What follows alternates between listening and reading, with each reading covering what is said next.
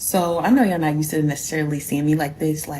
Well, I have made a couple of videos of my glasses and stuff like that, but y'all usually see me dolled up sometimes. Well, majority of the time. Anyways, so I just came back from a job interview and I kind of wanted to rant a little bit because one, I have not worked for a little bit, couple of years, and so I'm going back into the market. The market is not marketing, first of all. Secondly, the thing that I want to talk about right now is the fact that, like, as people who are black people, why do we have to go the extra mile to look a certain way to get a job? It's like almost like it feels wrong. It feels like you're trying to like bring down your level of blackness or your uniqueness. It's just so frustrating to me.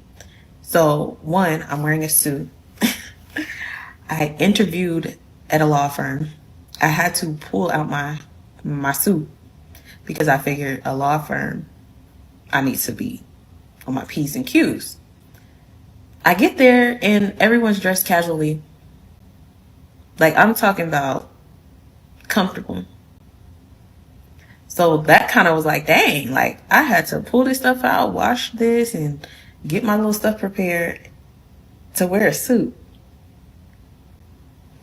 for no reason, really.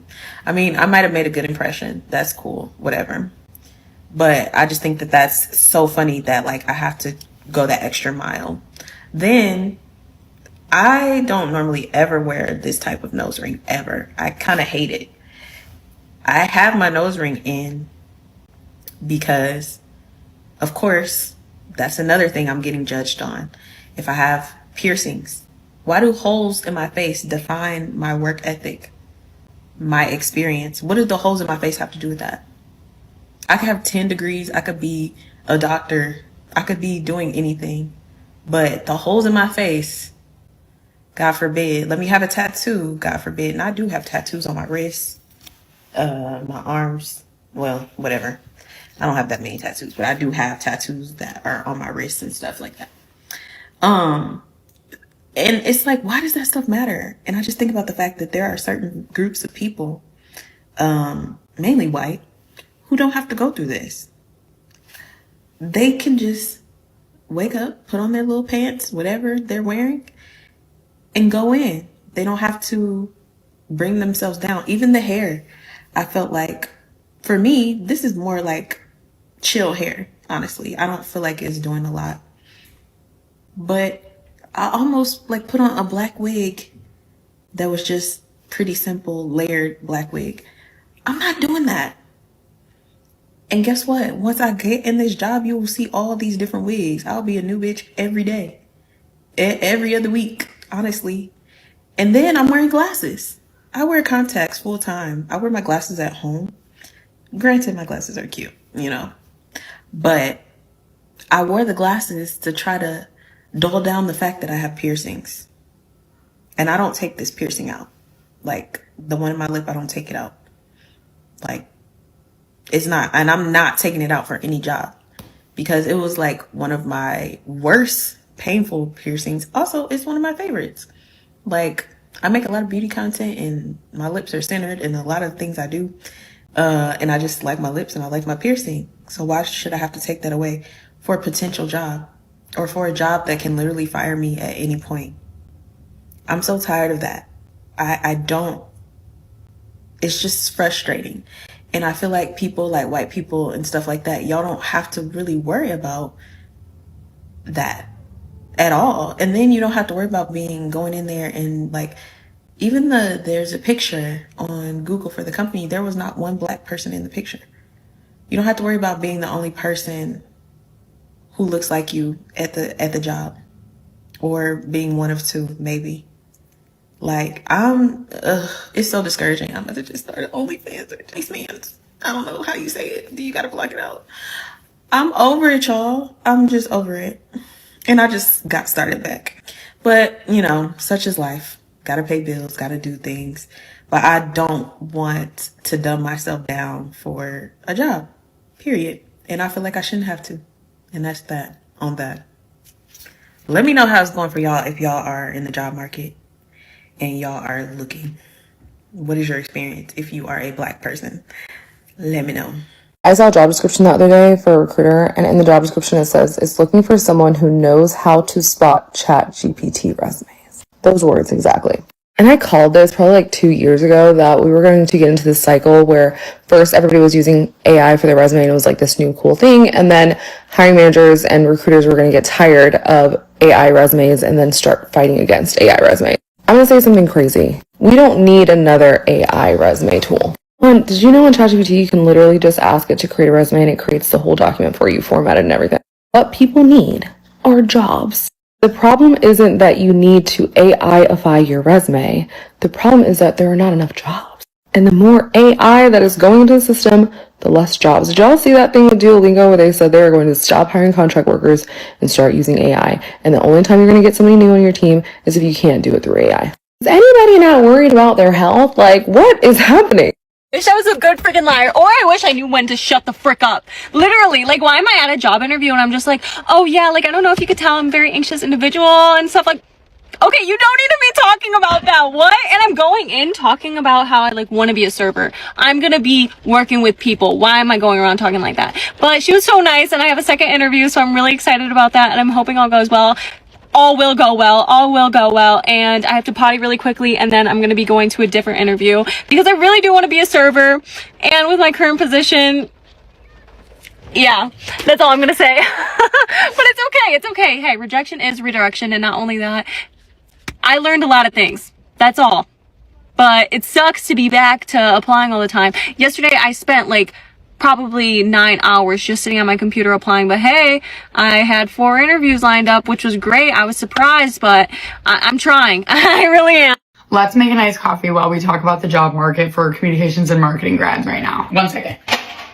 Okay, for context, I am a communications and media graduate from the University of Michigan. I graduated in 2023. There are 2 articles that have come out recently that I feel like I haven't seen anyone talking about in regards to the job market for 2023 through now graduates. One of them is from Fortune, and I think it's especially applicable to communications and marketing graduates. Basically, this Fortune article was about Gen Z and internships, and it mentions that 2023 and 2024 graduates more often than ever are applying to internships because they're struggling so badly to get really career roles. This has been especially real, I think, for people that I know working in communications and media, or at least like friends of mine who also graduated same year. I work an internship currently. However, I work in PR. In PR especially, it's like one of the only industries where you're kind of expected to start as an intern, even out of college. And honestly, I think communications in general, especially agency work, even if it's not paid or not paid very well at all, it's just like the rite of passage. The second article, which is highly applicable to marketing and communications job seekers, I saw it on a post from Morning Brew. I just had to pull it up because it literally stopped me in my tracks. Like, basically they wrote about LinkedIn's workforce confidence survey. And the theme of the article is that over half of US job seekers are reporting that they've been searching for 6 months or more for a job, but it's way worse for certain industries than it is for others. For example, sales professionals, typically it takes them like 3 months or less to find a full-time role, followed by like HR professionals, healthcare workers. They also have kind of a quicker time finding a role. On the other hand, marketing professionals face steeper challenges, it says. 2/3 of marketing professionals surveyed in this survey reported that it took them over 6 months to find a full-time role. Other industries that reported similar timeframes were media, consulting, law, and marketing. Marketing communications has been like one of the hardest hit industries since the pandemic. And I have been seeing recently, I'm looking at PR Daily right now, but I have been seeing from other publications that maybe there's supposed to be kind of an uptick, like early 2025, they were predicting like hopefulness in getting easier for marketing communications job seekers. However, all that is to say, as someone who studied communications and media, it's tough out there. It's easy to get down on yourself and think that it's you, but it's really important to keep in mind that there are outside factors that you might not be able to control. I wasn't watching how many drops I put in, so we'll see how sweet this is. Okay, that's all. Wishing you all luck in your job search. I am not a fan of some of the advice I'm about to give, but the job market in 2025 is crap, especially if you're early in your career, so I'm going to give this advice anyway. I've shared this before, but you are competing against hundreds to thousands of people, and so being qualified is actually not enough because they have hundreds of people who are qualified to do the job, especially when you're talking about those more early career positions where you don't really have to have a lot of experience. So the people who are frequently getting pulled out of that applicant pool and actually getting in for the interviews have a couple of things in common. One, they have a connection, they have an advocate on the inside. I've shared this before, but reaching out to the hiring manager can get you skipped to the front of the line, even if you've already been rejected. I mean, literally, here's an example from this week where a manager asked me to fast track someone that had reached out to them. Recruiters are looking through hundreds or thousands of people. The hiring manager might hear from 3 of them, and if they're good, they're going to say like, hey, I'm excited to talk to this person. I've already started to connect with them. Go into the people tab for that company on LinkedIn and find your mutual connection. Start reaching out to them. They can make introductions or flag your application for the team. And of course, if you're able to get a referral, get a referral. And the second thing you want to do is position yourself as someone really exceptional. Find a way to stand out. Some people are really lucky. They get to do that because of what's already on their resume. Like they went to an Ivy League. They interned at a FANG. They were in the Olympics. Like that kind of stuff will just stand out and people will be like, I want to talk to them. But 99.9% of us don't have resumes like that. And so we can do other things to try to stand out. That could be your personal brand. When I reach out to someone on LinkedIn with 450,000 followers, they pretty much always respond. Could be a side business, something that shows you're entrepreneurial, you have grit, you're a problem solver. It could be identifying a problem you know the company is having and sending over some thoughts on a solution that are relevant to the job you're applying for. Could be a blog or a portfolio or a video intro where you're outlining some of what you can do for business. Very few people do these things, so when you are the one that does, it stands out. It gets you noticed. Y'all keep telling homeless people to get a job. Shit, I know people with homes, cars, and resources who can't get a job. Leave them people alone. And you know, it's really frustrating applying to entry-level roles and then you get to the interview and they're like, do you have experience in this, this, this, and this? And I don't know what half those fucking words mean because now we both look dumb. Because why would you pick my resume and why would you pick me to interview whenever you know there's 100 other applicants that are a better fit for the role? Whenever you saw my resume, you saw I didn't have experience in that. You saw I'm a recent graduate. It's just been really hard out here because these bitches are wasting my motherfucking time. And it's like, why won't you even fucking look at the resume? Anyways, if anybody's hiring, let me know. If you recently graduated and you're looking for your first job and you're struggling to get any job offers, I want you to watch this video. The first thing you need to understand is that there are many things that are out of your control. Like there are hundreds of people who are really high skilled and they got laid off. Things like the economy, global politics, inflation, interest rates, AI, and these are just 5 things that are all affecting your ability to get a job. So if you're struggling with finding one, just know that it's not just you, it's the job market itself. But even in a difficult job market, there are still things you can do to increase your odds of getting a job. One of the best things you can do for yourself is start to tailor your resume to every job. Most people do not do this. They use the same resume to apply to hundreds of jobs, which doesn't make any sense. Every company is different. Every role is unique. And you need to tailor to the unique skill sets that they're looking for. On top of that, many companies use scanners. They're called ATS systems to look through your resume before they have a recruiter look at it in depth. And these scanners are very specific. You need to make sure that you include the right keywords in your resume when you apply to each job. Some people think it's better to focus on volume and send out as many applications as possible, but it's really about quality when it comes to being in a tough job market. You are up against hundreds, maybe even thousands of people when you apply to specific jobs. Just think about it. It's not random that one person gets the job. Another big thing is standing out. When you apply to specific jobs that you really like, take that extra step and find the hiring manager on LinkedIn, use Apollo to find their email and send them a quick message. Keep it short and express your unique interest in the job. Can someone tell me why in 2025 it is so hard to find a teaching position? I currently am getting my master's degree from Vanderbilt University in elementary education. And I'm going to be a first-year teacher next year, and I've been having so much trouble trying to find a teaching job. And I know there's a teacher shortage out there, so I don't know what is going on. But yeah, if you've also had a similar experience with struggling to find a job, let me know. I'm just curious. I'm currently looking at so many different positions. Like, look at how many tabs I have open. It's rough out there, guys. You're in the class of 2025. I'm sorry to say the job market isn't looking great. While employers initially projected a 7% increase in graduate hires, they now expect to hire the same amount as last year. One factor is that consulting firms aren't hiring as many new grads. Those are often the first employers for new graduates. Another factor is the federal hiring freeze and mass layoffs enacted by the Trump administration.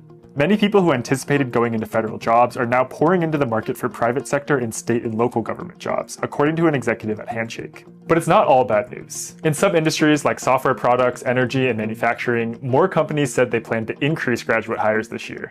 One career coach advises her clients to shift their search from government, university, or tariff-sensitive areas to sectors like healthcare and finance.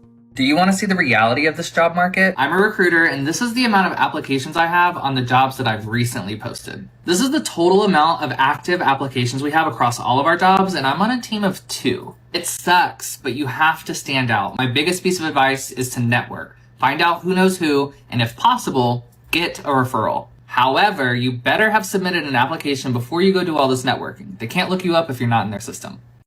I miss when a job used to piss me off. On my first break, I applied for another job, and by my lunch, I was already hired, and I was out that bitch. What a time to be alive. I just got back from an interview. I do not think I got the job. Honestly, I just couldn't read her. I guess I'm confused because I was told that this interview was going to be an hour long, and I think it lasted maybe 10 minutes, maybe like 11. So like at that point, I'm like, you either in that 10 minutes found out you really liked me and you're like, okay, let's just like start her, or you're like, she's not it and we got to keep looking. I don't know, but the interview itself, I guess, went well. Like she seemed like she has a child and she's a great mother and she prioritizes her family. And that's very important to me as somebody that like really prioritizes being a mom, and eventually I'll be a wife. And she understands like work-life balance, and she even like talked about that because that's very important to me. I don't know.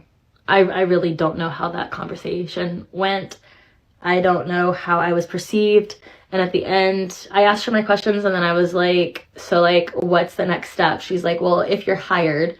She didn't say if not. She just said, if you're hired, you'll hear from Tatiana, right? And I said, yeah. She's like, yeah, you'll hear from Tatiana. She didn't say, and if you're not, you'll get an email. But Tatiana did say that. So we'll see if I get that email today. And if not, I'll hear from Tatiana. But I do not think I got that job, which is okay. They are understaffed. So I assumed that it would be like a very chaotic environment until they became fully staffed. But it would have been nice to work in my city and be so close to home and not have to commute and not have to be in the food and beverage industry. I'm just over it. So we'll see. But just remember, jobs are hiring the same reason you're quitting. Jobs are hiring for the same reason you're quitting. The same reason you're leaving your job might be the reason that someone else has an opening at theirs. If I can be super real with y'all, and like trigger warning just ahead, I started having passive thoughts over the current state of my professional life and the job market. And I know that sounds extreme, but it's been 2 years of this. It's been 2,200 applications. I've been a finalist 18 times. I don't know what else to do. Like, I care so much and I want someone to take a chance on me, but that's not happening. And I feel like everyone is so tired of me posting that I am looking for a job, but every single time when I go in and I make this $11 an hour job, it's just a constant reminder of I am not where I want to be, and it's so depressing. And I'm slipping into really dangerous mental health territory. So if anyone knows of jobs that are hiring in your area, please let me know. I have a master's I graduated with a 4.0 from SMU and I can do whatever you want me to do. I can move wherever you need me to. I am willing and able to do whatever. I just need a job. I need a job. This job market is making me its hoe. Let's talk about it. For those of us who still have a job, we are very blessed to have a job. I don't care if you flip burgers.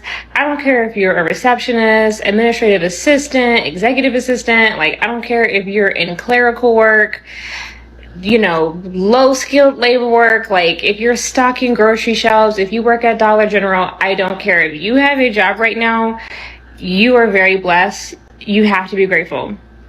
I've gotten on here before and talked about gratitude. I pray all the time and I talk to God and I tell him, like, I am so grateful that I have a job. But God, please, I want better. I took some time off of school. I just paid over $6,000 to finally wrap that chapter in my life up. So I've got my degree, my certifications, like I'm overly qualified.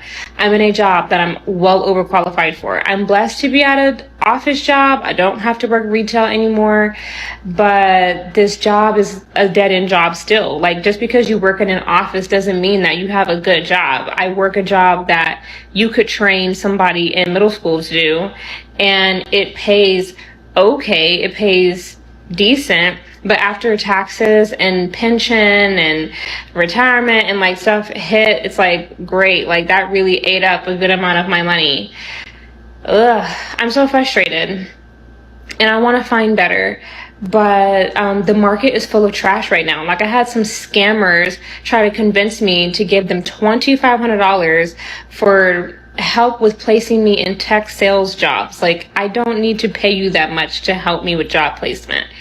So does anybody else feel like this? Is anybody else in this really funky space of like, I'm grateful for just the opportunity to feed myself, but I also feel like I'm in a career killer position, or I'm in a position that's not teaching me anything, growing me. There's no upward mobility. There's no promotion in sight. I'm getting out of here the first chance I get. Like, are y'all in this situation? If you are, how are you coping? Do you have any advice? Like, tell me, what are y'all doing if you're in the same spot as me right now?